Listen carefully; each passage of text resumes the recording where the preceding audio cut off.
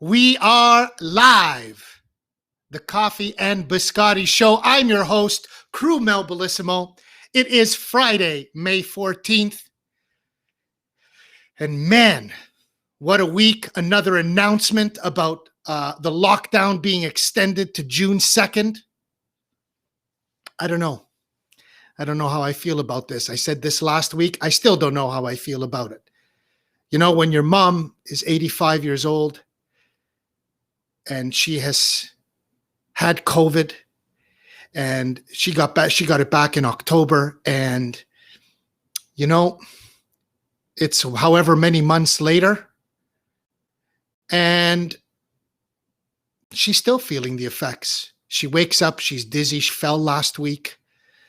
It's rough.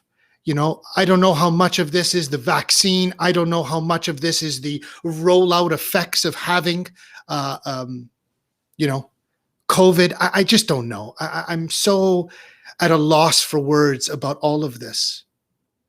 But in the midst of it, we must find the sunshine.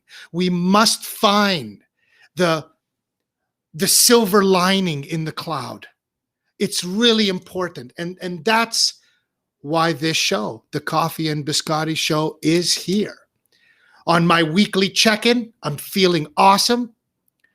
I feel as if I'm leveling up. I got a blog that's coming out. I talked a little bit about here in the show last week and the week before about how life is like an old television and how you can adjust the knobs in your life so that the picture is brighter, so that the picture is clearer, and so that the volume is turned up because you're living the life that you want, your true self, your true life, your higher self, some might say. And it's a perfect segue, my friends, in the Twitchyverse. It's the perfect segue into today's guest. I'm super excited. Why? Because this is one of my boys, an OG from the hood. That's what I'm talking about. I just said to him, listen, I'm like a chameleon. I can hang out with the business executive in my little 4-button suit, or I can hang out in the hood with the boys. And today I'm extremely excited because we're going to speak to someone. We're going to hear someone. We're going to feel someone about growing up from humble beginnings and forging his own path as he became a father, as he became a leader in his community. He's here in Ottawa and runs one of the most successful dads group called ODG, the Ottawa Dads Group. He's a man after my own heart as a DJ and a filmmaker. And he has his own podcast called The Unmanly Podcast. And we're going to hear about why that is. A little shout out to the rum cake queen, to my girl, Christine in the house. Happy to have you here. I'm excited, guys. I don't even know if I can contain myself. So let's just bring him on. Ladies and gentlemen, wherever you are in the world, get off your seats, put your hands together for my boy, Acie Tran. Bop, bop, bop, bop. The hood is in the house. I love it. I love it. Can you tell? Like, I think my face is red. I'm so excited to have you, Acie. You did a good job with that introduction, man. Like, I'm a wedding MC too, and I couldn't have done it any better myself, my friend. Thanks, brother. That touches me right here, bro. Right here, bro. Woohoo! Danny Oberon in the house. Tom is here with us. Thanks for being here, brother. Acie, let's go. Let's do this, brother. All I can say is, first off, I wanna say thank you for taking the time, spending 90 minutes with myself and the Twitchyverse at the Coffee and Biscotti Show. You know, it's such an honor to have you here because, you know, you did, I'll give him some background. Well, you did the workshop, you did the vision board workshop, and it's like there was instant connection. Don't you find that? For my friends in the Twitchiverse, comment on it. You ever met somebody where you just said, shit, this guy's my boy? Like, it's like I've known this guy for so long. And, you know, you may do things differently. You may have some different things about your personality, but the individuality and the energy of that individuality connects. And that's what I feel about you, bro. It's like, pop, we're there. And now we're going to be working on a project together. I'll have you know, new information hot off the press, but it looks like our boy Tom is going to be coming in on this with us. And he's going to be working with us, really putting together this new webinar that me and my choice theory mentor, Francesco, is working on, called Letting Go and Living the Life You Want. But Acie, that's the way I feel about you, brother. I feel like it was instantaneous. And the way that I like to start off the show, as always, brother, is I want you to paint a picture. Paint them a picture of Acie. Let them know the heart of Acie Tran. Well, first of all, man, thanks for having me. I'm just as honored as you to be on this show. And of course, man, I felt the same way about you. You know, your vibe is your tribe. And your vibe, your energy, right away, I felt it, right? So, I mean, I'm honored to be able to continue to work with you. A little bit about myself. I mean, there's a lot, right? I mean, you've already mentioned a lot of it, but I am big into the world of like self-help, more specifically men's mental health, men's health. And a lot of this stems from my own experiences, of course, right? This is where you learn life's hardest lessons. You don't learn it through books. I mean, you learn a little bit through books, but you learn most of it through application and through, you know, looking back and awareness and stuff like that. So I'm a single dad. A lot of that, a lot of what I've learned in men's health really just has come through, you know, learning and figuring it out, becoming a dad, playing both roles sometimes, mom and dad. As Mel said, and I don't really talk about it too much, but yeah, you know, came from a rough neighborhood out in Toronto, grew out there my entire life, up until the age of around 25, 26. Then I moved out to Ottawa actually to become a dad, and I have a really good life out here. I gotta say, like I'm very grateful for everything that's been bestowed upon me, but took a while to get here. You know, going through a pretty rough divorce, through very much fault of my own, being able to now admit that and realize that and move past that, moving past that, of course. Life is a journey, right? You're never ever at the destination. Actually, like even when you die, you don't even know if you're at the destination. You know, you just move on to the next soul and stuff like that. But you know, I'm Vietnamese. I think that's very important to state. Came from a refugee family. My dad was a refugee back in the 70s, late 70s during the Vietnam War, fled the country to give us that life that we have today. So forever grateful for that. He wasn't the perfect father though. I mean, neither am I, and neither is anybody else. So a lot of my work and therapy and counseling has been through the relationship with me and my father. I reflect on that relationship quite a bit. We still don't have the best relationship right now, but I think eventually it's going to get there, right? But time is finite. So try my best to get there as much as possible. It's very much a big part of kind of why I do what I do. DJ, yeah, I've ran a DJ business for the last 10 years or so, doing weddings, MCs, and I got into it because I love the vibe. You know, I love the party. I love throwing a good party. I love when everyone has a good time. And haven't touched the deck in the last like year and a half, probably, maybe a little bit longer, because of COVID, of course. And even now, as DJs are starting to get back to work and are starting to work parties where there's like no dance restrictions and stuff like that. And I'm not about that, right? Like I need a big crowd. I need to feed off that energy. So you're probably not going to see me back doing that until things open way up, if they ever open way up. So who knows what happens to that career. Got into filmmaking instead, set up today in my studio at my place. So, you know, that's just you know, important creative ways to get your creative outlet out there, right? And yeah, I mean, again, just to loop back on being a dad, the Ottawa Dads Group, big shout out to the Ottawa Dads Group. We're about 700 people, 700, 800 people strong right now. Super positive group, great guys, and they're always trying to help each other out. talking about anything, talking about sports, interests, hobbies, mental health, helping each other out with things. You know, if a neighbor needs something, you know, you put a post on there, 5 guys show up, you know, try to tell you that they got it, just come by, pick it up.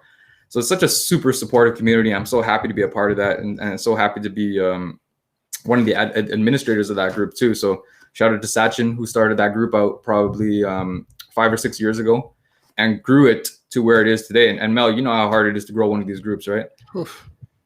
And Extremely. yeah, he did it. You know, he did it. So shout out to him, man. And it's so nice to be just a part of. And as I was saying earlier about you, man, your vibe is your tribe. So just being a part of something like that and being a group of guys who are out here just to you know, become better dads, better people, better friends, better husbands. And it's just really special, man. So I mean, that's a bit about me, man. There's a lot of trauma in my life that I can go through, and man, I'm not good at these introductions, as you can tell. But as we go through and we talk about the different concepts that we're going to talk about today, I'll be bringing out a lot of personal experiences, and you guys will get to know a lot about me through that. And I love that, Acie. I love that, you know, it's not just about the introduction for you, it's about the storytelling.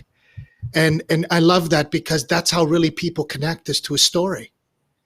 You know, that we share something in common, in that, you know, you grow up, you know, if you grow up in a rough hood, you were in the Finch area, the Jane Finch, Weston and Finch area. I was in Jungle. And, you know, I just remember, you know, the difficulty that a lot of, even of my friends, more of my friends even than me, because I was very blessed. My parents are together for 65 years this year. And even though they're involuntary separated, because my father's in a long-term care and my mother's in a retirement home, you know, I just feel like there's a lot of connection, certainly with us. And I love that through the course of this show, we're going to see, you know, the true heart of Acie. And, you know, I love it. I love it because I'm a dad. I've got a 3-year-old, and I spend as much time as I can with this little boy. And, you know, I want to go down that road because I know that we were going to talk about fatherhood. I knew that at somewhere down the line, we're going to talk about men's health. So, you know, you lead it, man. Where do you want to start, brother? Where are we starting from today? I'm glad you mentioned the Ottawa Dads group, because I think that that's important. If you're watching, even if you're a woman and you're watching, I really want them to be here to feel the men's energy, the masculine energy in today's show. Let's start there, Acie. Yeah, no, that's a great place to start, man. And I commend you for your, like, the father that you are, you know, and the attention that you're giving to your child, you know, because not all men can afford to do that. You know, whether you're in a single parenting situation or you're working too hard or you're working, you know, away from the house for a little while, you know what I mean? It's always tough. And any amount of quality time that we can spend on our children is worth it. You know, that's an investment in your child. And more so the investment in yourself. I know one of the messages that I really try to preach to a lot of people is that we can learn as much from our children as much as they can learn from us. They give us another chance to relive our childhood once again, to get that certain level of play into our life again, to be able to grow again, to be able to be open-minded and look at things with like what they call childlike wonder, you know? Sometimes, you know, as we get older, we're too programmed to be able to see things a certain way, and to believe that things are a certain way. But when we see our kids interpreting and seeing the same things we're seeing, but seeing it in a different way, it's just so inspiring, you know? And I want to focus so much of my work going forward on, you know, young teens, and even boys, just because like this is our future, right? If we want future change, we want a better world. This is where we start, right? We need to stop pretending that us as parents, that we know everything, that we got everything figured out, because we really don't. And maybe it's because our parents raised us like that, like they knew everything, the end all be all, very strict, very disciplined. And then somewhere down the line, we believed it, right? And that's the basis of a lot of people in shadow work and stuff like that. Is is that caregiver trauma, that parental trauma that you kind of go through until later on in life. Some people start figuring it out a little bit, right? Some people start looking at their own habits and how they are and what they do and how they think. And then when you pull it back and you unravel it a little bit, most of the time it's from trauma, right? There's different, in coaching, there's a lot of information and a lot of research out there on how impressionable children are up until the age of 21. Basically, all values that you will pick up and you will use for the rest of your adult life are ingrained into you between the ages of when you can start remembering stuff around the age of 4 till the age of 21. After that, you're pretty much hardwired if you're not going to continue to do the work. So knowing this and coming into parenting like this, which is like some people call this conscious parenting, right? Conscious fatherhood, conscious, conscious parenting. When you go into parenting with this kind of lens, right, you think twice sometimes about the things that you say to your children, right? You think twice sometimes about the way that you want to discipline your kids. You think twice when you want to say things like, no, that's the way it is. I'm your dad. Listen to me. And that's it, without any explanations. So this is how I've been trying to raise my son. And I've been really fortunate. Like, he's been super chill, man. Like, you think my vibe is cool, bro? Like, you should hang out with this kid for a little. Like, he's amazing, man. And like, he literally picks up where my downfalls are too. Like, I forget stuff everywhere, for example, you know what I mean? Like, I'm very forgetful, right? My mind's all over the place. And he's only 6. And we're driving back yesterday from the beach, we're hanging out, and he's just looking at me and he's like, hey, where's your white jacket? Because I switched a different jacket up. I'm like, holy shit, you're right. Where is my jacket? He's like, yo, so you must have left it at the beach. So I'm like, okay, damn, man. He's basically being like my mom, you know what I mean? My dad at the same time, while being my child. So I was like, damn, man. And I always commend him too. Right? I'm always like, man, Jackson, you're so smart, man. Thank you so much for being there. And thank you so much for teaching me everything you got to teach me too. So it's like a friendship, you know what I mean? And I remember back in the day, I tried to have the same friendship with my mom, my dad. And I just hey, mom, I just want to be your friend. I just want to be your friend. Talk to me like a friend. And she just lectured me. She just almost borderline beat the shit out of me that day, being like, I'm not your friend. I'm your mom. Yada, yada, yada, yada. And since then I was like, all right, cool. I see where the lines are. But, right. But yeah, it's different, right? So. I mean, I have so much to say about that, Acie. It's really remarkable about how you, the word that really got to me is programming. So I'm with our boy this morning, and we're talking about this, and I got Joe Pesci on him. You know what I mean? Like true Joe Pesci style, hands a flaring, voice is raised. And I just said, yeah, man, this world is crazy when we talk about programming.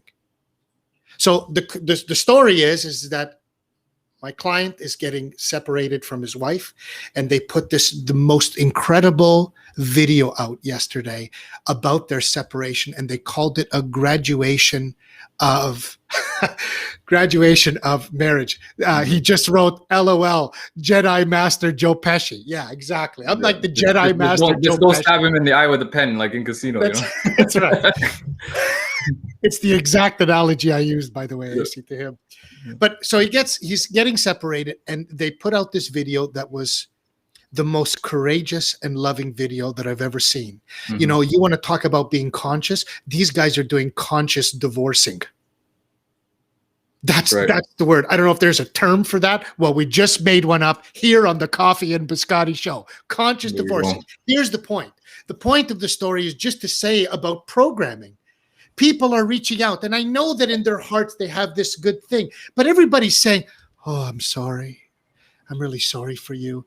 And in my head, I'm going, it reminded me of Acie. It reminded me of going to Italian weddings or Italian funerals. And I just said, we're even programmed to respond a certain way, as opposed to asking somebody. And think about this from men's health, from fatherhood. How about if we just stopped for a moment and instead of pretending like we knew what was going on in their head, that we just said, how are you feeling? How are you feeling, brother, about this separation? Oh, well, I'm actually feeling quite good. I think that this is, X, Y, and Z. This is an opening of the heart, a breaking out of a shell and opening up.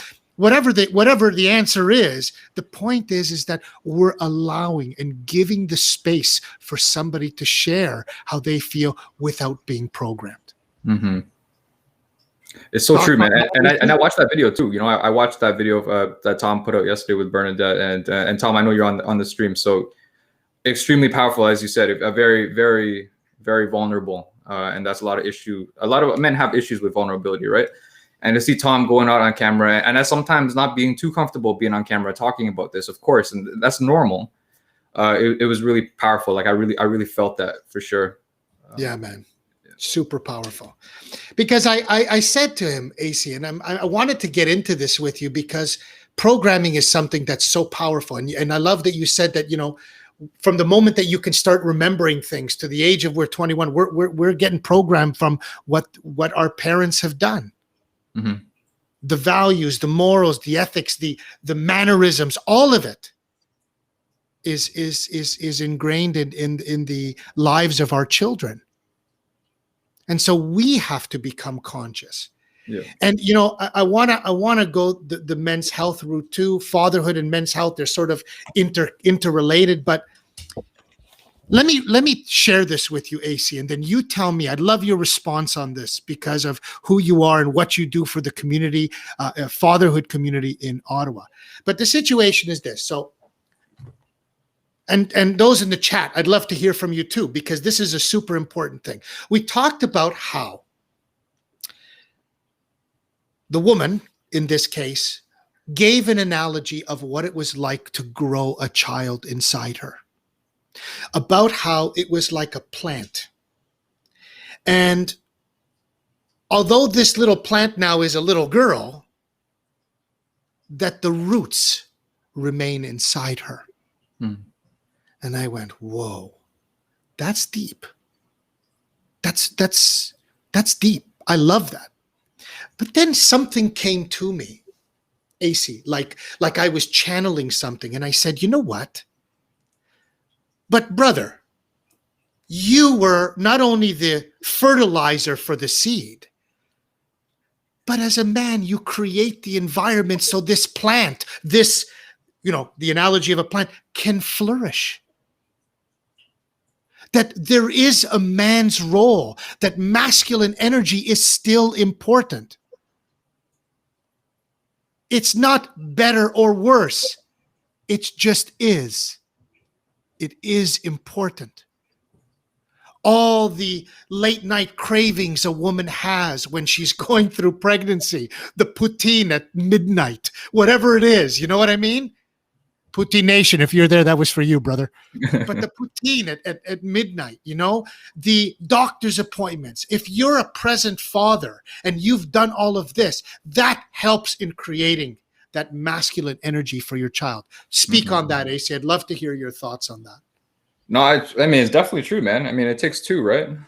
It takes an equal pot of love from the mother and the father, not only to, you know, create a child, obviously, but to raise a child too. It's very interesting, and you know, just big shout out to all the single mothers sometimes who have to do it all by themselves too. You know, yeah. It's tough. Not every child is conceived and raised with the luxury of both parents. You know, and my heart goes out to those who are struggling to keep up. As a single parent myself, you know, I can really feel that. And sometimes we have to wear two hats. Sometimes, you know, especially when he's with me. I don't know. Like it's true. It's so true though. Like the bond that a woman builds with a baby, an unborn child within her womb, literally building roots, literally building a connection with the child.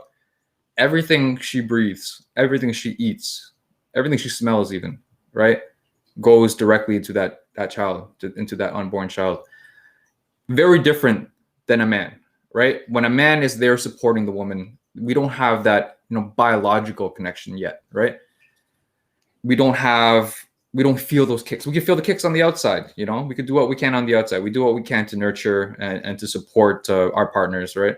The mother of our child. And it's a phenomenon, you know. It's a phenomenon when the child is born, because the mother has been holding this baby for 9 months, you know, building a real spiritual, physical connection with this baby. when that child is born, even before that child is born, that connection is sacred, you know, and they feel it right away, right away. For men, for example, and I'm just talking based on my own experience here. When my child was born, I was expecting to feel the same thing, you know? Everyone always talks about when your child is born, you're going to feel like this crazy, crazy thing. And like, oh, it's going to be like a bundle of joy. I'm going to be ecstatic. It's going to be cool. I created this expectation for myself when my child was born.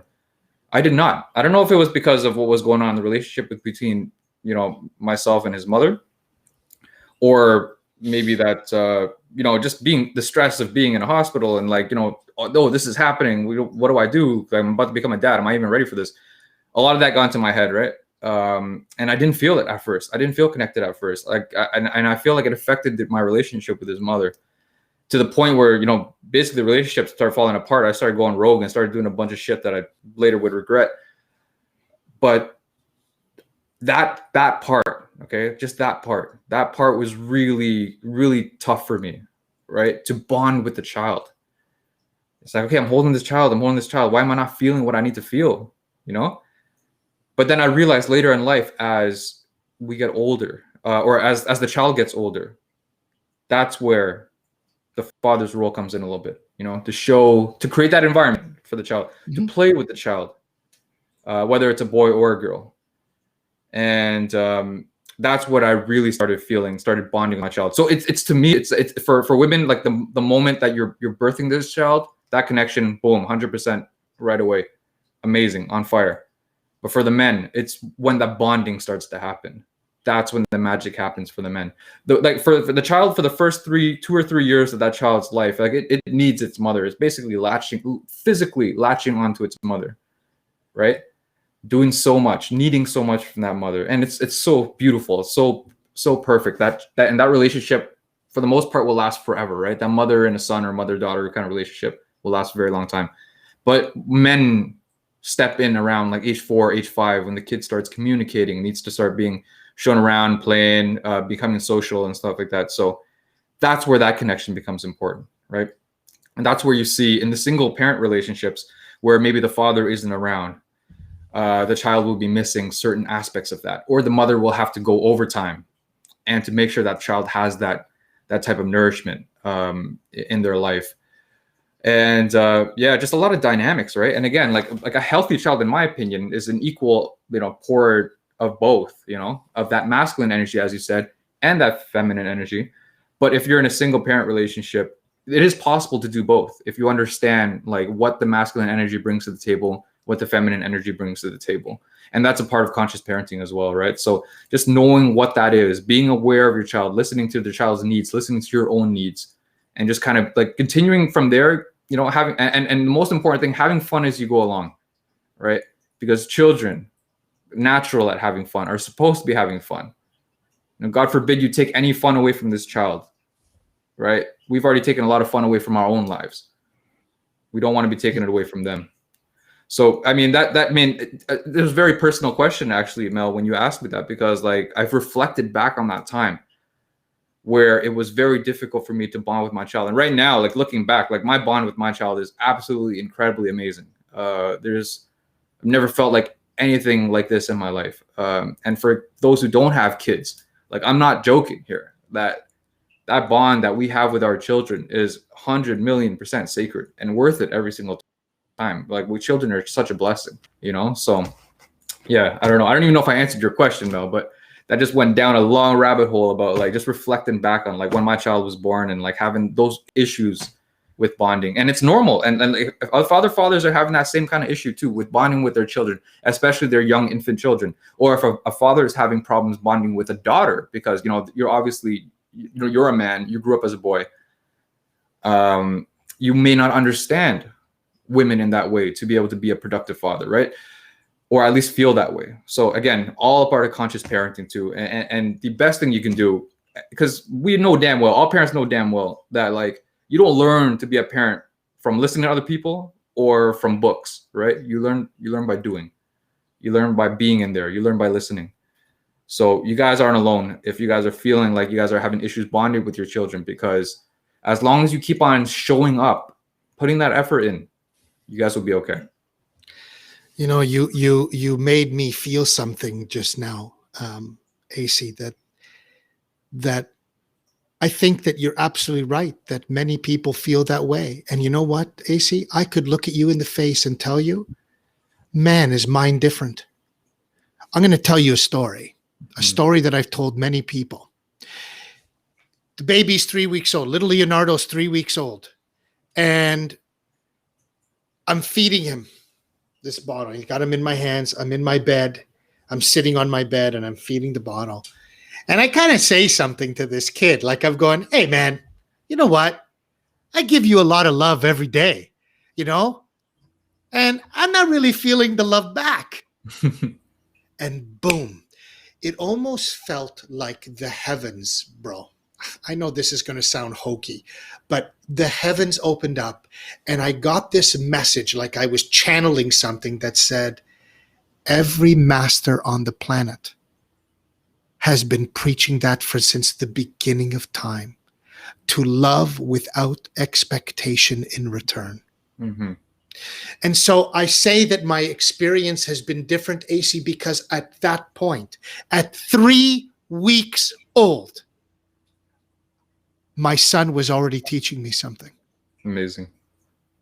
And I felt something of a connection with this boy this baby at 3 weeks old. And my connections never changed.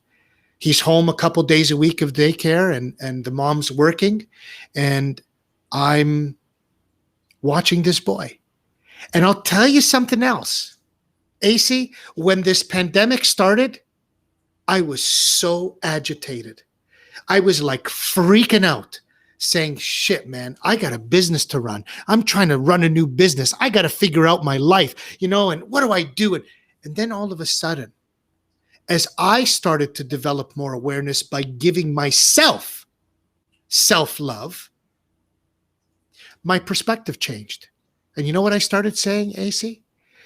People would die at the opportunity to have 2 days a week that they could watch their little baby. Mm-hmm. And I'll tell you something, brother. I wrote this in my new blog that I'm going to share with you at some point next week.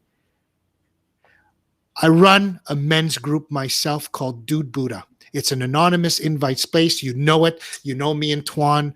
We're the ones at running this group. A guy writes the other day, maybe the other week, I'm a billionaire with a billion problems. And all he says in this thing, Acie, is he says to us in this post, I would give it all up to have a relationship with my kids.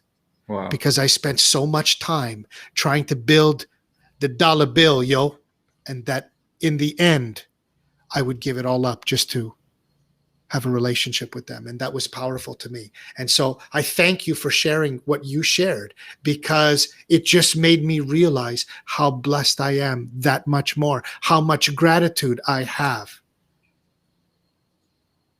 for having the time with this little boy. Some men kind of they struggle, like in my situation, like I was telling you, with the inability to bond and having that problem to bond. A lot of men in that time will start burying themselves in work, right? Burying themselves in any way possible to be able to avoid that sense of deep pain, or that feeling of that they don't have that love from that child, right? And then eventually, some guys are very good at burying how they feel. Some guys are very good at avoiding. In fact, it's a very wounded shadow side of masculinity is to avoid things, right? And is to distract the mind and to do other things. And some guys do it very well. For example, like this guy, and I don't want to make any judgments or anything like that, but hey, it ain't easy to make $1 billion. That requires a lot of time and effort, connections, business trips, all that, right? And it's great. It's commendable. A lot of people write business books on how to become a billionaire, how to get rich, how to stay rich. But it all comes at a cost, much like every adult decision, any adult decision you make. And I learned that the hard way through my divorce. But, as a kid, for the most part, like you can get away with things, you could do things like even in my life of crime and gangs and stuff like that. I got away with a lot of things, and I felt like I was invincible. I felt like I could get away with anything. But as you become older in life, every action you make, every decision you make, there's consequences. There's an action. There's a cost you have to pay. Everything. No matter how great a decision looks or how great a path that you can take in life looks, there will be a sacrifice. There will be a cost. And realizing that, you can make better decisions, right, as to the cost. But then, just like this gentleman, the billionaire, $1 billion, a billion problems, is, I don't know, it could be Jay-Z, I don't know. Right? Yeah, but yeah, he's got to know the cost of his actions, right? In some ways, maybe even more, right? Or at least he feels that way. The amount of money that he's made, the $1 billion, equals as much as his billion problems. $1 billion is a lot of dollars, so that's a lot of pain too. Imagine, like, could you put a price on your own child and not having a relationship with your own child? You know what I mean? How much would that be valued to you? To me, it's like basically priceless. You know what I mean? Like, I wouldn't, there's no amount of money that could tear me away from my son and the bond that I have with my son. But again, that's not to judge or anything like that. People have businesses they have to run. People have people they got to take care of, their employees, their family, all that kind of stuff. But yeah, you just got to realize that if you're going to go that hard on business, you're going to go that hard on your job and your hustle and stuff like that. You got to know that, there's things at home you got to take care of. And you're a clarity coach, right? I'm a life coach as well. So a lot of what we do is life balance, right? The different aspects of our life, community, even household chores, taking care of stuff around the house is part of balance. Our fitness, our physical health, our mental health, friendships, spiritual health. Yeah, 100% spiritual health, mind, body, spirit, all that. If you go too hard on one thing, you're not going to be happy. You're going to be missing a lot of stuff in the other things, right? So I feel for him, though. I feel for him. He's going to have to invest some of that money and some of that time back into his kids, I don't think it's ever too late. I read that quote out last week, man, when we had Christine, our Jamaican girl, on the show last week when I was talking about favorite quotes and the quotes of the Dalai Lama. And of course, it's so true, man. When he asked what surprised him about man, or of humans, he said man, because he said we sacrifice our health so we can make money, and then we sacrifice our money so we can regain our health. Yeah. Man, I love the Dalai Lama.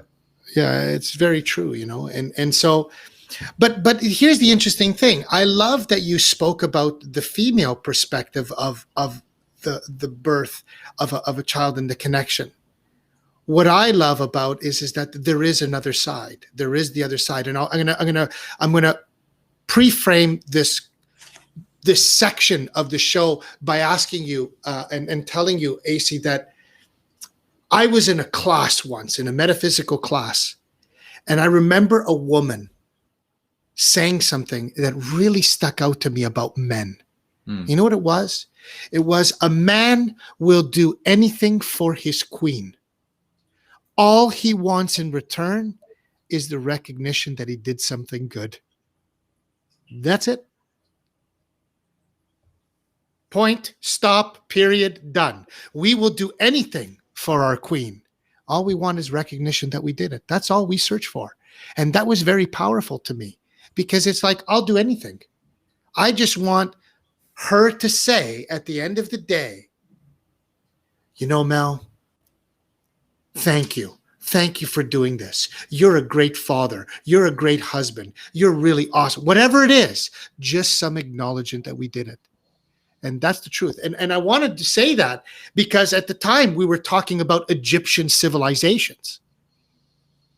And so I wanted to start this piece off by saying, one of our boys posted a sign a little while ago. I think it was at the beginning of the pandemic. And the sign, I'm going to ad lib because I don't remember exactly what it said word for word, but I'll ad lib here, and said something to the effect of, hello, men. We've been running the world for 2,000 plus years, and look at the shape of it. Maybe it's time for women to start running the world. And I go back to Egyptian civilization, where it was the women who ran the civilization, not the men. And it wasn't until the pharaohs took over that their egos got in the way of money and power and greed. That was the beginning of the demise of the Egyptian civilization. I'd love to hear your thoughts, because you really work on men's health How Yeah. does that resonate with you? Hey, some may see our society right now in demise, right? In a downfall right now. And the truth is, I've done a lot of masculine work and masculine study. And to those who don't know, a lot of people like to label masculinity in certain ways. We've heard a lot about toxic masculinity. And yes, it's true. Men have been at the reins for a very long time, a very, very long time. And if we look at the traits of, positive masculinity or divine masculinity versus, shadow masculinity, we can see, or wounded masculinity. We hear wounded masculinity a lot. And a lot of the ways that we've been kind of positioning the world and where we've been going is based on a wounded masculine, right? I don't believe that even in its even in its finest, its best, divine masculinity or divine feminism running the world. I think either one of them on its own is probably not enough. I think there needs to be a balance between the two, just like there needs to be a balance in between in us as individuals of having the masculine and female energy. Exactly. So to me, I don't know if it's time for women to run the world. I think women can run the world. Whoever wants to run the world can run the world. It could be a man, it could be a woman. I'm impartial to both. My mother, great leader. I look up to my mom a lot. I would trust her with absolutely anything. I would trust her with running the world. Let's put it that way. Okay.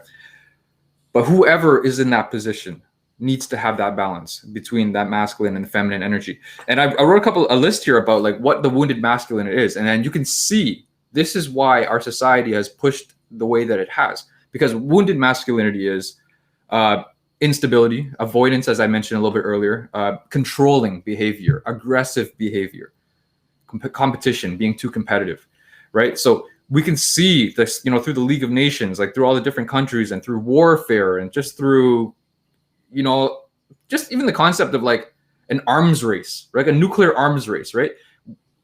For them to justify, why are we stockpiling nuclear weapons or like stockpiling like AK-47s, you know what I mean? Instead of just burning them, getting rid of them. It's because if we don't do it and they have it, now they have control over us. So it becomes like nuclear deterrence, So because they have 10 nukes, we now have to get 10 nukes because that will save us. That will protect us. Because if they send a nuke, we'll send one straight back, right? In theory, in essence, yes, that would deter someone from doing it, right? But imagine we all got rid of our nukes, right? But then there's that insecurity that like, hey, maybe they only dismantled 9 of them and kept 1, you know what I mean? There's just so much miscommunication in the world right now. And there's not enough love, man. What we are brought into this world to do, our one purpose, that's it, is love to this world, to spread love to other people, to spread love. Well, to do that, we have to do it to ourselves first. We need to understand ourselves first. We need to give love to ourselves first so that we can understand it and give it to other people without expectation. And I kind of wanted to touch upon what you were mentioning earlier about all a man needs is recognition. And I wanted to get your thoughts on that, actually, because I reflect on my own situation, right? And yes, appreciation, gratitude for what I do is incredible, is amazing.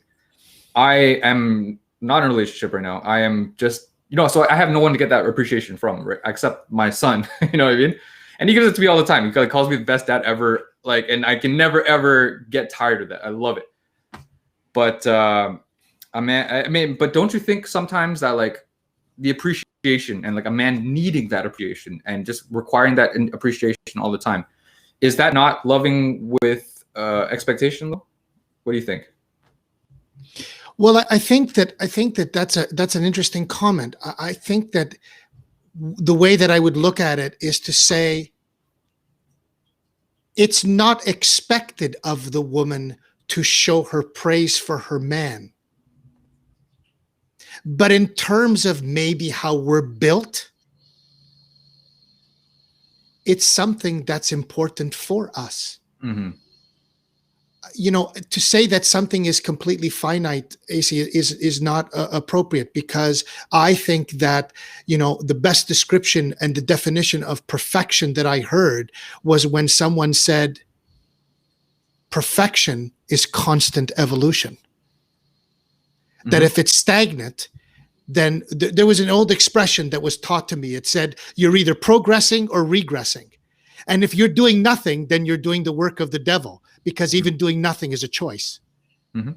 That we always have to do better. We always have to evolve. Without evolving, we stay stagnant, and that's regressing. But I don't think that it's needed. I think what the key, and you said it already, is the key to success in life is loving yourself, because you cannot give to somebody something that you don't have for yourself. So self-love is important. But in the midst of having a loving relationship, I'll give you an example. Acie, I talked about how a woman grows this plant and that the man nurtures the environment. How did I nurture the environment? Well, I never missed one doctor's appointment.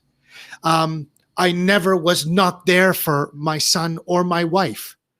I always tried to be there, to be present. And I love what Edwin just wrote. Right on, Edwin. Getting acknowledgement from your significant other is part of Maslow's hierarchy of needs. Love and belonging. Mm-hmm. And it's about self-actualization. Thank you, Edwin. What a wonderful way to put it. I agree. I think that it's not necessary. It's not an expectation. I think that you have to look at it from the female's divine femininity. Mm-hmm. In saying we understand that that's what they need, and therefore we're going to give it to them because we want to show love in return. No, does that answer? No. Oh, 100%. And I was just challenging, because I like to do that sometimes. I like to have those conversations around it.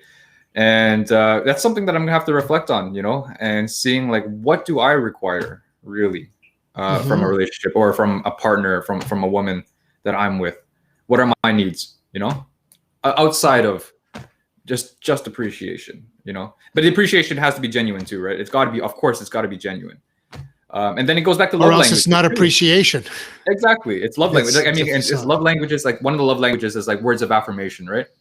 Mm-hmm. And if you are a person who is more receptive to words of affirmation, then yes, for sure you will want that feedback, that verbal feedback from your partner, But then if you speak a different love language, you will want different things from that partner, that would help you.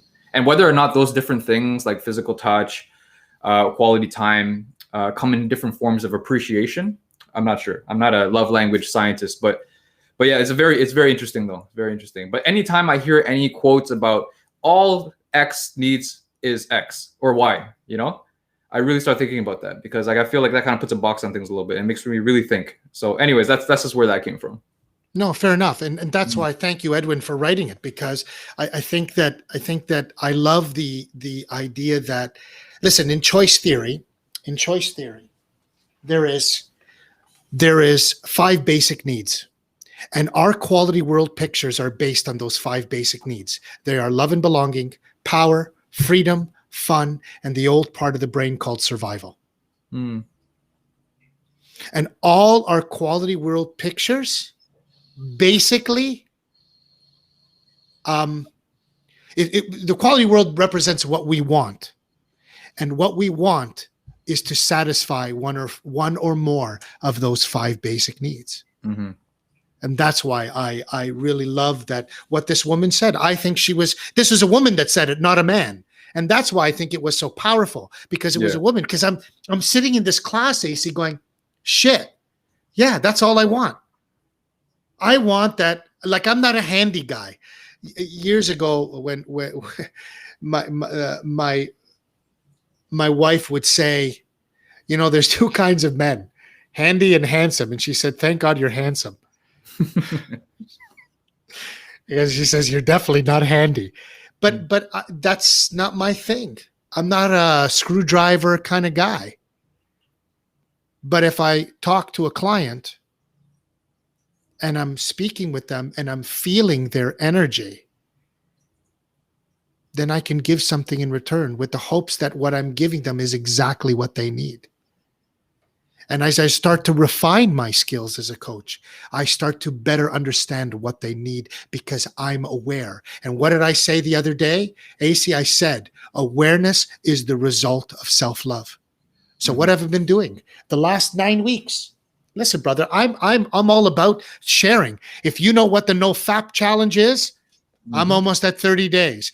All right. If you know, 30 days of, I'm on 26. No, 27, 8, 9, 27 day of just eating fruit.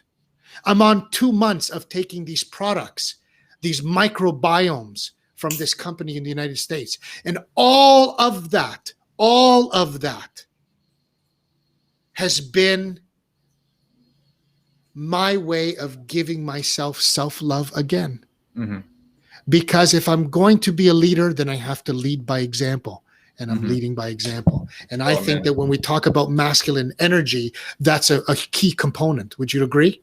Oh yeah, for sure. And fun fact, actually, I created a YouTube channel like back in 2014, and it's still kind of going now. I do videos every now and then, but my first video that I ever actually made was about NoFap.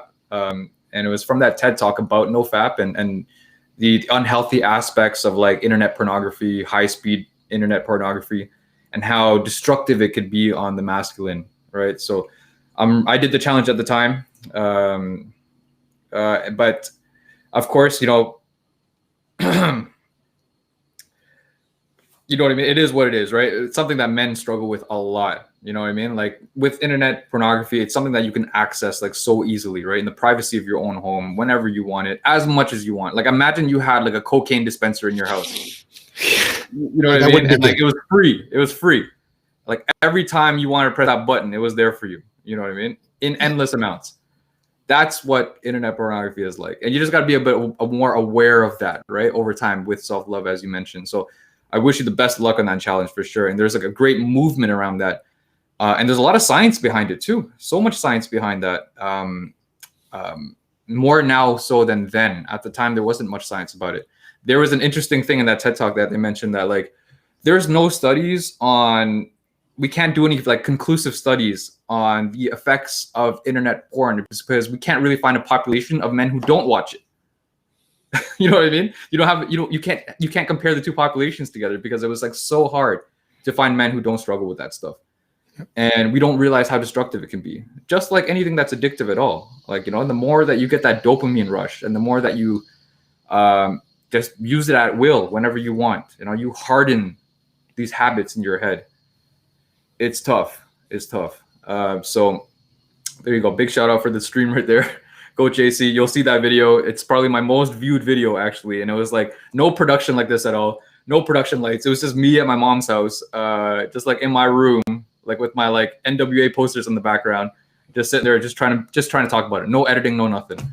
And I guess people appreciated that type of authenticity. But yeah, man, and we can use that as a segue into just the study of masculinity, right? And why so many men struggle to get help, to talk about their feelings and things like that. And sometimes I cringe when I say that because like I know how it's received sometimes when I say men just don't talk about their feelings, you know, because as soon as you say that to some men who haven't even looked into their own awareness of their own problems, they'll be put off right away. They're gonna turn off the video right away, you know, because they all think it's like men's work is all like kumbaya, like all group hugs and stuff like that. But it totally isn't. You know what I mean? Like I'm a guy who's comfortable talking about how I'm feeling, what's going on in my life and stuff like that. But that doesn't make me any less than a guy or of a man, you know? In fact, I feel true power and we have to lead by example. True power is getting out there and being vulnerable and not being afraid of what people think about us, right? Telling our story fearlessly, knowing that it can help other people, even if it doesn't help other people. Yeah, I said it, you know, what are you gonna do about it? There's so much fear behind men just getting help. And a part of it is, yes, resources. You know, resources for men's mental health is extremely low. There's not enough programs out there, outlets for their coaches out there for men to even talk to. A lot of the most successful men's coaches right now on Instagram and just in the internet world are actually women, which makes sense. You know, men feel comfortable opening up to women, but there needs to be more men out there leading by example, leading the charge by example. It's crazy. Like, how many men are on Earth, Mel? I mean, if we say that there's like 6.5, 7 billion people on Earth, half of those are men. 3.3, 3.5 billion people on Earth are men. Why is there not enough support? Why is there not enough coaches talking to men about men's mental health? It's crazy. Everything else has already been invented. You try to go out there trying to invent a product, like, good luck. Everything's already out there, but there's just not enough support. There's not enough men out here talking about men's issues, feeling safe talking about men's issues. It blows my mind. And this is what we need to do collectively as a world. Like, I truly believe this is what we collectively need to do to heal the world, is to heal that wounded masculinity that has been controlling our societies for so long. Like we mentioned earlier, like, who's running the world, right? Like, unstable, wounded men are running the world. And not only are they running the world, they're releasing books on how to become powerful billionaires, influencing other people to continue to hustle and to grind and to push this narrative forward, to continue hanging on to the power. They see feminism as a threat. Feminism is not a threat. Feminism is just equal balance, right? And men refuse to see the fact that we have traits, we have feminine traits within us. Like, a lot of men reject that. A lot of men will like scour at the fact that, like, we have some sort of women effects in us. But biologically, it makes sense. We are made from our mother and our father, right? So we have equal traits from our mother and our father too. What is the fear about? To be called a pussy? To be called soft? Who cares? Like, I could be wearing a pink dress right now, but if I whoop your ass with my pink dress, who's the bitch? You know what I mean? Right? So it's just amazing. Crazy, my mind, Acie, just went poof, and I started to think to myself, I'm doing my own internal chat as you're talking, going, holy shit. You see, Acie, I was the guy from Cake Queen. Blah, blah. Love it. I was the guy that was overly sensitive. I had a lot of female energy growing up, and I wasn't a handy guy, which is why I wonder, that's why I got into martial arts, so that I could feel that grounded, that strength, that power, only to come to realize that I've been studying Thai boxing for 25 years, bro, almost 25 years. And the first question whenever I teach a seminar is, hey, crew, you ever been in a street fight? And I go, no. Why would I want to do that? Why would I want to be like in a street fight? I'm the last guy. I'm the last guy, Acie, that you'll see in a fight. I'll be the one to try to break it up. But actually me fighting, not a chance. And it's because of exactly what you said, Acie. I can't believe it. You just like blew my mind. But you're exactly right that this is about sharing and expressing our feelings. And that there needs to be more people. And just so that you know, our boy just wrote, I had a baby with my wife in 2019. We talked to maybe 40 female nurses, support workers, family expert. I could not find any male help until I found Acie on the Ottawa Dads group. So big shout out to you, Acie, and all the work that you're doing. And thank you, Danny Oberon, for sharing. I feel very powerful about this conversation. I hope that this gets out, in some way, so people can watch this, because we do need to heal that masculine energy. And I'm here, Acie. I'm here with you. And maybe that's why we're connected, because we kind of got this, the mission, the overall mission of healing masculinity. I'm a softie. I used to say, and I know that women would say this about me, that I've got this big, tough exterior that I know how to do this real well, but I'm just like a teddy bear. And that's because I'm okay with sharing that feminine side of myself, Acie. I'm okay being, in fact, if you talk to my wife, she'll probably say that I'm too sensitive. I'm like too much female energy and not enough male energy, Yeah. Well, that's also like the toxic kind of talk too. You know what I mean? A lot of the times it's perpetuated by our peers, by the other sex, about what it means to be masculine. You know, Yeah, you're everyone has right.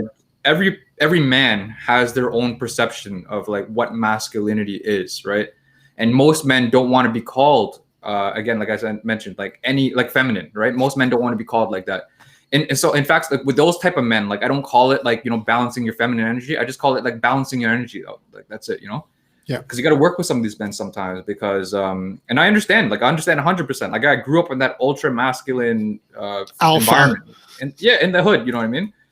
Yeah. It's just you had to be tough all the time. You had to be on 24/7, you know. So it gets exhausting, but yeah, you just got to be able to do what you can, you know, get out there and just do what you can to spread that message, right? To be that beacon of light for other people. And it all starts with awareness, man. Just being truly aware of like where in your childhood and your youth did you pick up these things, right? Was it from your father? Was it from your father's peers, your uncles, whatever, your friends, your boys, right? I had two sisters. I didn't have brothers. So a lot of what I learned about masculinity, I learned from my boys. I learned from rap music. You see a poster of Tupac Shakur right behind me. You know, listen to a lot of his music. Still listen to a lot of his music.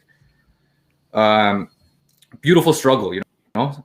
Not every song is like "Hit 'Em Up," where he's like talking about like, you know, screwing your wife. You know what I mean? There's a lot of poetic songs, and it just shows like the true balance within like a man, a person. You know, there's different elements, there's different aspects of it, but you need to be able to go into your life with awareness, right? It's a part of shadow work, right? And it goes back to what we talked about way earlier about, you know, judging things as good or bad, right? Like the divorce of our friend, for example, right? They continually say, okay, you know, oh, I'm so sorry you're divorced. You know, I'm so sorry to hear that, you know. But we're programmed to believe that because we're always programmed to judge something as good or bad, right? Good or Right. bad, good or bad. And everything that we judge as bad, we bury deep within our basement, and that becomes our shadows, right? And they manifest themselves in our life as projections, right? When we project on other people, when we get jealous of other people, these are all things that stem from our shadows. And a lot of this goes into this book that I read on masculinity. It was called The Mask of Masculinities by Lewis Howes, a very famous podcaster, actually. He's one of the reasons why I got into podcasting. But this book was about, it acknowledges the fact that men all have their own idea of masculinity, as I mentioned earlier. And all men generally are very similar on what we believe masculinity is, but each man has his own like kind of unique spin on what he believes masculinity is. And because of our insecurities, it projects itself in the way that we act, right? So some of these masks, and I wrote them down actually, and this book changed my life. So if anyone who's new to like masculine kind of work or wants to learn about it for their own partner, not even just for men, but for women, right? It's very, I know it was actually recommended to me by a woman actually. Great book. So anyway, so there's like the stoic mask, material mask, the aggressive mask. I'll go into them. The invincible mask, athlete, sexual, joker, know-it-all. So, for example, I'll just take one for example, the sexual mask. A man who believes that his worth in masculinity is by being hypersexual, by getting a lot of beautiful women. When you're not getting beautiful women, you're starting to think there's something wrong with me as a man. I start to engage in unhealthy behavior, whether it's prostitution, whether it's like serial dating, whether it's like cheating on people, you know what I mean? Material is someone who believes that their masculinity is behind material wealth, right? Things, accumulating a lot of money. These are the guys who floss a lot, you know, fancy watches, fancy cars, you know, on airplanes. Like you know exactly who these people are, right? What are they really hiding though, right? Why are they showing this to other people? To prove that they're a man? What if they don't look like that, for example? What if they get caught outside with pictures with sweats on and stuff like that? Some men get deeply affected by that. But why? Why? What can I do to shed this mask? That's the whole idea of this book. Realizing what these masks are and taking off this mask to be your authentic self, to be who you are, right? There's the aggressive mask too, and you probably know this a lot in your world of MMA, of Muay Thai, Of course. is guys who they get their sense of worth of masculinity by being aggressive, going into a room and like intimidating other people, you know? But the moment that someone intimidates them or just, you know, beats them in a match or something like that, like boom, you've shattered their self-worth. And I saw your video the other day about losing and winning, right? What does losing do to you? What does winning do to you? And you know that losing does to you will teach you a lot more than winning does to you. But also losing can also really affect your self-esteem and your self-worth too, right? And that's It'll where affect you from going back in the ring if you lose. exactly. And that's where a good coach comes in, right? A good coach is not only going to tell you how to do a Thai clinch or how to do like a knee, you know what I mean, or an elbow. A good coach will tell you how to bounce back from things, how to take things in stride, how to take failure in stride. But some people don't have that guidance. You know, some people don't have that father figure in their life. Some people don't have those friends in their life, like those healthy masculine role models in their life, you know? Some people find idols on Instagram, like on like, you know, athletes and stuff like that. You know what I mean? Nobody's perfect. You know, you got to be really careful who you pick as your idol and as your role model. In some ways, you have to become your own role model, right? Self-love and stuff like that. So it's really cool how this book really opened my entire career on men's work, because it's just like, okay, yeah, I understand why some men act the way that they act. And it's because they're scared, right? We're scared to be seen as something other than what we believe a man is, right? Like, we're afraid that someone's gonna look at us and call us those nasty words like pussy, soft bitch. You know what I mean? Like, and to be embarrassed in front of other people, to feel like we're not doing our job as men, right? We go through a lot of pressure as men, in families especially. We let's say you're in your family with a wife and, you know, multiple kids. You have that pressure to always be able to be the breadwinner, to make it work in the house, to make enough money to sustain and support your family. You have to be able to protect your family from like any danger or harm, right? How do a lot of men feel? Like, so let's say a burglar breaks into your house in the middle of the night, you know, and now you're sprung into that situation where like you got to like protect your house. You know what I mean? How do you feel about that? All these things, right? Like, and a lot of men really they feel anxious about it, right? It's like, okay, like have a good job, I'm providing for my family, but like, what if someone comes and starts bullying my wife or something like that on the street, like, and he's bigger than me? What am I going to do? You know, a lot of anxiety comes from that, but a lot of this can be alleviated from just being confident in who you are, knowing that like there's no need to be a man, because like the definition of a man is like so subjective. You know what I mean? Like, there's no point, because like my definition of a man and your definition of a man is completely different, right? So why do I need to be a part of this, like this agreement, this collective agreement of what a man is? And why do I need to spend my life overcompensating and trying to prove it to everyone all the time, instead of focusing on things that are important in life, like self-love, our family, like actually loving and nurturing our family? Instead, we focus on like how we look like in the image of others, you know, our public image, and how tough we are, how fast and how strong we are, how much money we have. It's exhausting, man. Literally. And to me, it's just like the first step that I do in men's work with a lot of men that I work with is just take that pressure off, bro. Just chill. Just chill. You're doing what you can. You're exactly where you need to be right now. Okay. You can go wherever you want to go later. Okay. But right now, just chill. Just relax. Get out of your own head. You know, get into your body. Start feeling good about yourself. Start taking care of yourself. A lot of men have problems taking care of themselves. No doubt, man. Yeah. So guilty as charged. Oh, me too, man. Me too. I love this. I love this, Acie. I hope that somebody in the chat can write the book. Can you repeat the book again, brother, for me? Yeah, it's The Mask of Masculinity by Lewis Howes. The Mask of Masculinity. Okay. Yeah. Very, very, very good book. Very, very good book. Yeah. Very practical. You know, you can get very spiritual with men's health, right? Like, as you know, masculine energy, feminine energy, you can get very, very spiritual about it. Some people don't respond very well to that, right? Like, this book is very practical. It's like written like a handbook.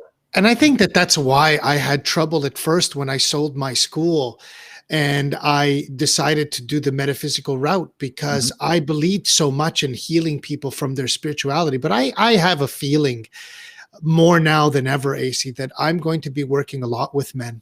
That's going to be my niche, that men will be the people that I serve, because of exactly what you said, that the masculine energy needs to heal, that it's okay to have feelings. You know what somebody explained to me, and this is where I love sort of my metaphysical training, that although there's a lot of negativity around spiritual cults and the occult studies, the truth is that I feel, how can I put this, Acie? I want to put this some way that's very, very practical, because the spirituality part of it is what drove people away. Like you say, I love that this mask of masculinity is a very practical approach, because the spiritual approach scared everybody off. It really scared people away from me. But I love this idea of really, first of all, focusing on the most important part, which is yourself. Mm-hmm. So let's talk about let's talk about feelings and emotions. Mm-hmm. We're okay, men, to have feelings. The most difficult part for me is understanding that there's a difference between feelings and emotions. So it was explained to me once that feelings are those initial things. Dr. Wayne Dyer called it the sponsoring thought. And then these initial feelings that happen, we take them north to the brain. And then I always joke, and I'm Italian, so I make an Italian joke, and I say, we make minestrone soup out of the feelings. And then all of these emotions come out. Mm-hmm. So I said in that video, emotions are an interesting thing, because if you take a look at any situation, for example, you're in a relationship and something is said and it makes you feel a certain way. Well, we take it up to the brain, we start thinking terrible things about it, and then we react. And that emotion causes us more problems. You said it yourself, doing things that you're going to regret later on. Mm-hmm. Saying things that you're going to regret. If you look at a work situation, Acie, and something happens in your business, in your job, that you get emotional over and you don't handle those emotions, you end up making a wrong decision emotionally. And then the third and final, of course, is the fight. I've cornered, Acie, hundreds of fights. Mm-hmm. When the person in the ring got emotional because they got punched in the face and they got mad and they couldn't control themselves, they lost the fight. Mm-hmm. And that's what I think is a real component too, is understanding that it's okay to feel, men. We're okay to feel. Mm-hmm. That's powerful for me. 100%, man. It's definitely okay to feel. And again, it's got to be very careful when we talk about men, because like sometimes you could say like it's okay to feel, and guys will turn off the TV again. Guys will turn off the channel. I know. So it's yes, it's being fearless, right? That's the message that I want to see. Being fearless to feel, right? Don't be afraid. That's even better. Feel it, okay? Like you have to put that masculine twist on it. Be fearless to feel, but also have to have that awareness, right? As you mentioned earlier, that's self-love, that awareness to go deeper behind your feelings, into your emotions, deep down to your core beliefs, right? Some of these core beliefs are part of that masculinity. Like, I believe a man is a certain way. I believe I am this. I believe I am not good enough with that. Figure out what those core beliefs that you have about yourself. Work on changing those core beliefs. Figure out where they came from first. Probably from your parenthood, or your relationship with your father, mm-hmm. and then going from there. And then having that awareness to next time that happens, that you're triggered about something, you realize, oh, there it is again. That moment in my life where I felt like I wasn't man enough because of X, Y, or Z. Here it is again. How am I going to react to this? Okay, this time I'm smart enough to catch it and deal with it before reacting. Giving that little pause. I call it resistance. If you're in physics, like, there's the resistors, right? That like slow the current down a little bit. That's what you want. And you do this through things like, I don't know, like deep reflection, meditation, whatever, right? Meditation allows you to, breathing, man. Just breathe through it. It allows you to get thoughts and to be able to acknowledge them, observe them without judgment, let them go. It's a skill. It's a skill that takes practice. And just like learning how to run, you're not going to learn how to run today and start running a marathon tomorrow, right? Nope. You can start by meditating a minute a day, minute and a half a day. Sometimes even a minute is enough in a day, man. Like a minute, 2 minutes, just to breathe. Our lives are so busy right now, right? Men and women, our lives are so busy right now. So much to do, not enough time in the day. There was that really cool quote. They're just like, you should meditate for 1 hour a day. But if you're too busy, you should make it 2, right? Yeah, of course. I love that quote. So yeah, that's yeah. So Acie, tell me a little bit about, like what's happening? What sort of projects are you involved in? What are you doing now? Like with all this, being in the midst of a pandemic and having lots of things, closed down, DJs coming on this platform specifically, Twitch, and showing their talents and sharing their passions with music. We had just Rob Official a couple of weeks ago. Mm-hmm. Tell us a little bit about what's happening in the life and times of Acie now. I'm just trying to live my life, man, as balanced as much as possible. You know what I mean? Like when I look at my life, I can't define it by any business venture or what I'm doing at work or even what I'm doing with my son. You know what I mean? And even what I'm doing outside. Like I play a lot of beach volleyball. I love playing beach volleyball. So it's like such a nice balance for me. You know what I mean? But my heart is called towards, and I talked about it earlier, is really helping teenagers, young kids, learn how to love themselves. I think in any spiritual study, as far down the rabbit hole as you want to go, it all starts with ourselves. It always starts with self-love. So I've been like writing a book and like writing a course on self-love for the last, I kind of started it a couple years ago, but like this year I'm really aggressively trying to pursue it, right? And with intentional focus. Like I'm actually taking things out of my life so that I can focus on this thing for the first time ever, because like I used to be that type of guy. You know, growing up in Toronto was like that, right? You had like 6 or 7 different side hustles at the same time, working your job, being a dad. Not only that, posting about it on Instagram and showing everybody how hard of a hustler I am and stuff like that. Like all that is dead. I'm never going to go back to that again.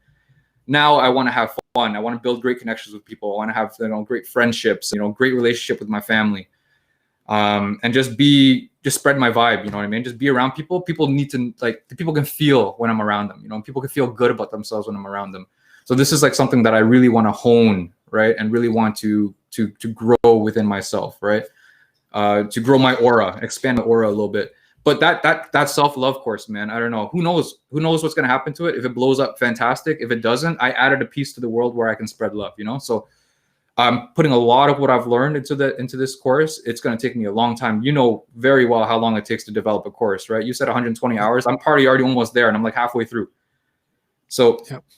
It's a lot. It's a lot. So it's a lot about awareness, learning how to, you know, set desires and intentions for what you want, being very realistic about it, having a world view of things. I preach a lot of like oneness. I know in the West we grew up with a lot of like being unique, right? We're always told, be unique, be who you are, show the world who you are, show everyone why you're special and better than everybody. In the East, it's a little bit different. In the East, it's like we praise community. We love the fact that we're just like everybody. We find pride and strength in our community and how supportive we are. Here, you have like a condo building with like 2,000, 3,000 people living in the damn building. And you could be living there for years. You don't know the person who lives three doors down. You know, this is years of your life. That's almost unacceptable. You know, like if it was up to me, I would try to know the entire building. I would be a part of the building council, all that kind of stuff. You know what I mean? But this is what we need more of. We need more community. We need more connection. We need less division. Everyone's always divided right now, right? You always got to pick a side right now. Pick this side or pick this side, and then boom, grab some weapons, go at it. We need less of that, man. We need to start sitting down, listening to each other, not judging people, not labeling other people.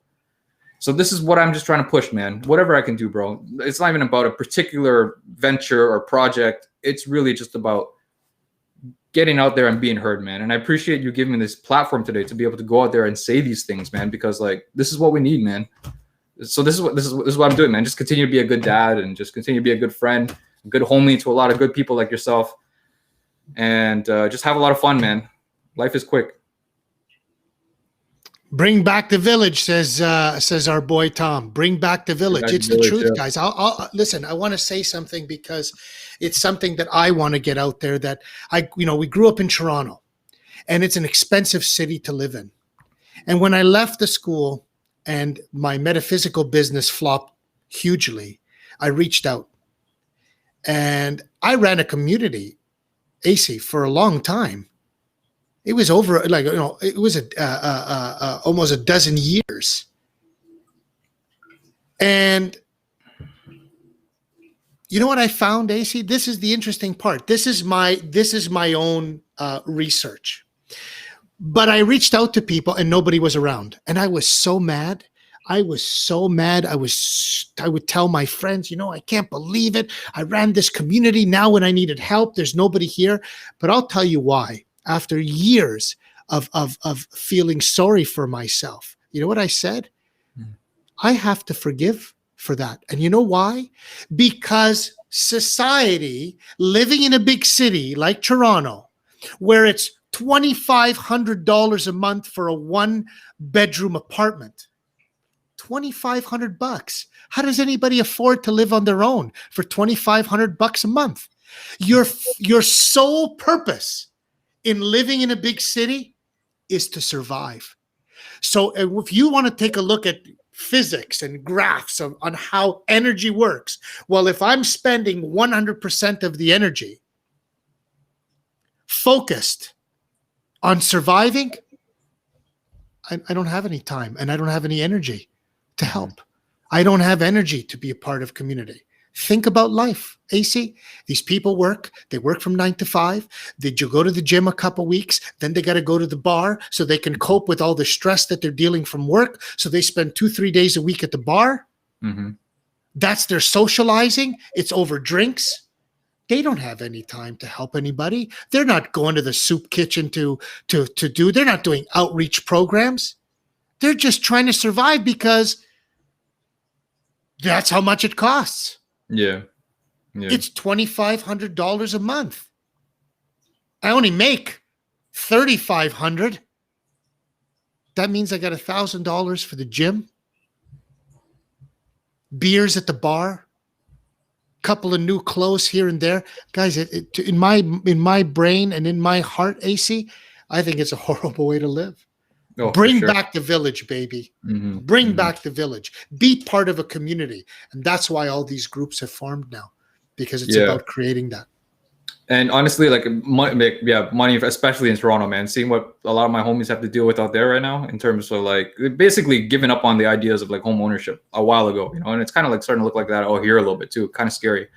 Yeah, man. But I really feel for those people. But for those people who feel like you don't have the time to be able to do something that's purposeful in your life, just start living and breathing love and compassion in everything you do, right? Whether it's cleaning your car, going to the gym, just work on that aura of yourself, you know? Just spread that love and compassion everywhere you go. You don't need to set time aside to go, you know, work at a soup kitchen. If you have the time to do it, go do it. You know what I mean? Make some time to volunteer, make some time to give back some of your money if you're able to like charities that you support. But if you can intentionally start loving, doing things, even like chores, you know, I used to hate doing chores, but now I have to do it myself. I live here by myself. I gotta take care of my kid. Right? Who's gonna do the chores if I don't do them? And then I was talking to a coach one time about like feeling overwhelmed and like I got too much stuff to do. I'm constantly feeling like I got a to-do list to do, and the to-do list never ends, right? Stuff just keeps on adding on to it. So he just told me, he's just like, okay, what's gonna happen to your to-do list if you die tomorrow? It's not gonna get finished. So then instead, when you do what you need to do, when you're cleaning your house, clean with love, clean with intention, clean with focus, clean because you love your space. Yes, clean because you love your space. Clean because you love your house. Clean because you love the people that you live with and you want to live in a harmonious and clean and beautiful place. When I started doing that, I'd stopped thinking that, man, I got so much damn stuff to do. I gotta go to the gym, I gotta clean my house, and then when I'm done all that, then I can do what I want to do. Now it's just, man, I just live my life and I love it no matter what I'm doing. It could be a stressful situation too. I could be like, you got to understand that stressful situations and failure sometimes will teach you great lessons, you know? Be appreciative of that lesson. Let go of the idea that you always need to be productive all the time, that you always need to be growing and leveling up and doing all this kind of stuff. You can level up just by doing the simple things that you're doing every single day. It's just about your mindset and how you think about it.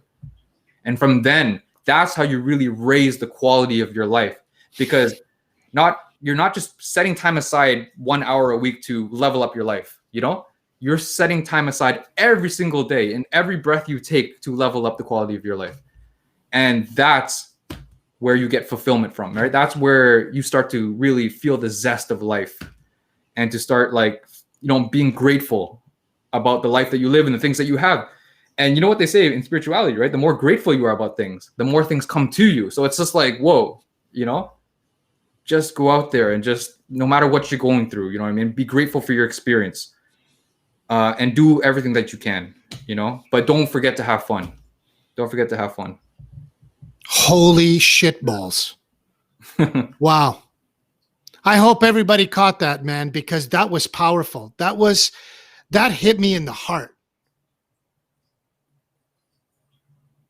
Yeah, exactly, Edwin. The mic drop right there. Bam. Should I leave right now? There's only 5 minutes left. No, it's powerful. Acie, that was awesome. That was like the TSN turning point, man, The right TSN there. turning point. Yeah, thank you, man. Yeah. That was the TSN turning point. You want to start leveling up? Do more things that you already do in your life, but do it with intention. Change the lenses in which you're looking at some of the stuff that you're doing, and do it with purpose, do it with intention. I hope you guys are writing this shit down, because you couldn't pay somebody to get this kind of information in the flow with the flow that Acie just gave it. Holy shitballs. Drop the mic, man. I appreciate that, man. I appreciate that. But hey, honestly, that's all we can do, right? All we can do is, yeah. Wow. Yeah. And everyone around you will feel it, man. You live like that, everyone around you will feel it. And not only they feel it, they will want to feel that way too. You know? It's contagious. Yeah, exactly. Forget about the virus. Right? The virus is contagious, but this is even more contagious. Love is even more contagious. Yeah. Yeah, man. Holy shit. Well, that's a way to end it, man. Holy smokes. There it is. That's it. I appreciate you, bro. I appreciate you having me on here, man. Giving me the opportunity to talk about what I love, man, and to share it with, our friends, your friends.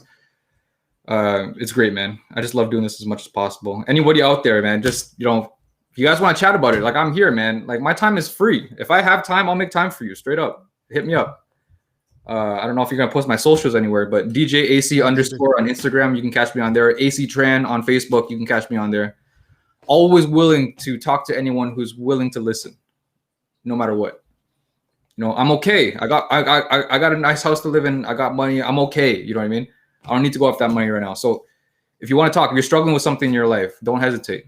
I'm being completely open and honest with you right now. I'm grateful to be in that situation, of course, right? So just doing what I can to give back, especially men who are struggling with masculinity, fatherhood, divorce. A lot of men have reached out to me about divorce, especially our good friend too, so I know it's a tough situation. It's a tough time, very turbulent, a lot of ups and downs. I have a lot of insight on divorce that I could really help a lot of men with, for sure. Wow. Well, there you have it, folks. This is incredible, Acie. I'm humbled by what you said today. Maybe a gentle reminder for me that, it's not about the pursuit, but just the fact that I can love what I do every moment of every day. Mm-hmm. I'm playing with Leo, my little boy, who's the apple of my eye. Mm-hmm. I play with him, and I play with him with a passion, because he loves to play. And when I'm doing work, I do it with love and passion and conviction. Powerful stuff, man. It's better to travel well than it is to arrive, man. Was on one of these Buddhist posters that I saw a little while ago. Yeah, and man, and I never understood it, man. I never understood it for a little while. I was like, it's all about the destination, right? I have goals. What's most important about my goal is getting to that goal, isn't it? Right? That's what I thought. But it's about traveling well, man. Because what if you don't even end up to that destination? Are you not you're gonna discount all the amazing sights and people that you're gonna meet along the way? You could be just to be disappointed at the end. It makes no sense, man. So, amen. Yeah. Amen. Well, my brother, what can I say? What an absolute honor to have you on the show.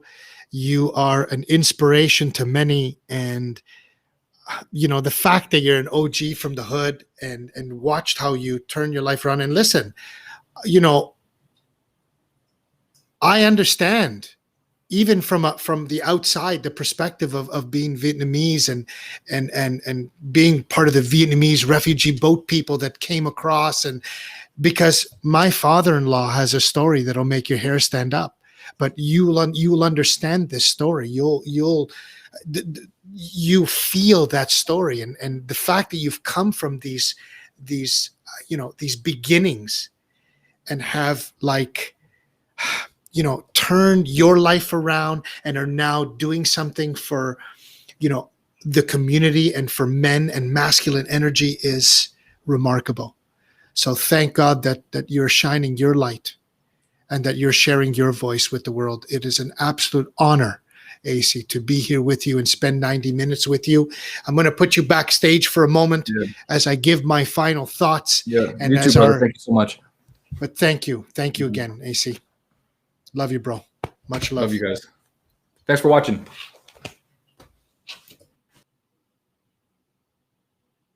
Wow. Holy shit, guys. Like, that was mind-blowing for me. That was mind-blowing. It was incredible. If you're a man and you heard this, I want you to reflect on your own life. Are you doing everything in your life? You're right, Rosie Tozy. We need to get Acie, my boy, back again. We got to do an encore performance. Shit, we got to do an encore performance. That's what I'm talking about. Shout outs go to Edwin, Cafe 100X in the house. Thank you for being here. My girl, Christine, Monfreeze Rum Cakes. Much love to you. Thank you to Rosie Tozy for showing up. I hope you're feeling better, honey. I know that you had a bad migraine, but I'm glad that you came and you were here. Poutine Nation in the house. Of course, thanks for always being here, Josh. Yeah, so much. Danny Oberon, Sandra Mio, my girl. Thank you for always supporting the show. I always love having you here, so thank you for being here. Next week, executive coach Robert Islop, all the way from Kingston, Jamaica. But got to give a little shout out to my boy for next week. Don't forget to join us next week, 12 p.m. Eastern Standard Time for the Coffee and Biscotti Show. I'm your host, Crew Mel Bellissimo. Make sure that you follow me at Crew Mel Bellissimo on Instagram. You can find me on Facebook, LinkedIn, Mel Bellissimo. And I just hope that all of you got something from today. That you felt the love that this man, Acie Tran, has in his heart and how he wants to share that with the men of the world to heal the toxic male energy that is ruling our world. Stick around. Our beloved supermodel, I call her my supermodel moderator. I don't know, honey. I kind of want to cry, guys. This is her last show with us because she's busy doing some work over the summer in between university. And oh my God, I'm so sad. I got a little bit of a pit in my stomach. Rosie Tozy, what am I going to do without you? Yeah, Rum Cake Queen. Oh no. Oh no. See, the tears are flowing. But we will be here next week. I love you, Rosie Tozy. I love you. But it will be here next week, 12 p.m. Eastern Standard Time. But for now, have an awesome week. Have an awesome weekend. The sun is shining. Go and share your voice with the world. We're raiding, so peace out. Take it away, Rosie Tozy.